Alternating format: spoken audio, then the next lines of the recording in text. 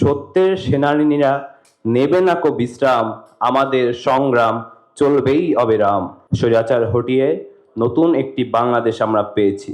এই বৈষম্যহীন ফ্যাসিবাদহীন বাংলাদেশ পাওয়ার স্বপ্নের পথে হাঁটতে শুরু করি জুলাই আগস্টের অভ্যুত্থানের পরবর্তী সময়টাতে।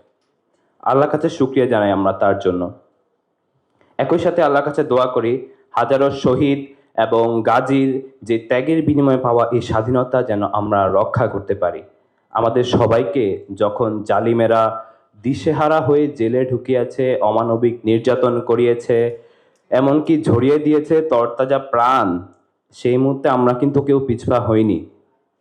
দেশের প্রতি ভালোবাসার যে নজির দেখিয়েছিলেন শহীদ আবু সাইদ ভাই, শহীদ ওয়াসিম ভাই, শহীদ শান্ত ভাই, শহীদ মুনতাসির রহমান আলিফের মতো ব্যক্তিত্বরা, সেই মুহূর্তে আমরা তাদের সেই নজরানার একটা অংশীদার হয়েছিলাম শুধুমাত্র। আমি কৃতজ্ঞতা জানাতে চাই বাংলাদেশের আপামর ছাত্র জনতাকে আমাদের কঠিন সময়ে নিজ জায়গা থেকে সর্বস্ব দিয়ে পাশে থাকার জন্য। ধন্যবাদ জানাই শহীদি কাফেলা বাংলাদেশ ইসলামী ছাত্র শিবিরকে এই আন্দোলনে গুরুত্বপূর্ণ ভূমিকা রাখার জন্য, যারা এই আন্দোলনে অনন্য ভূমিকা রেখেও এখনো কোনো আত্মতুষ্টি বা কিংবা ক্রেডিটের মোহে ভেসে যেতে দেখিনি আমরা। আমি আমার নিজের অভিজ্ঞতার গল্প অনেক শুনিয়েছি আপনাদেরকে, আর শোনাতে চাচ্ছি না। আমরা আজ দেখতে পাচ্ছি এত রক্তজোড়া সংগ্রাম শেষেও দেশে হানাহানি থামছে না, বৈষম্য থামছে না।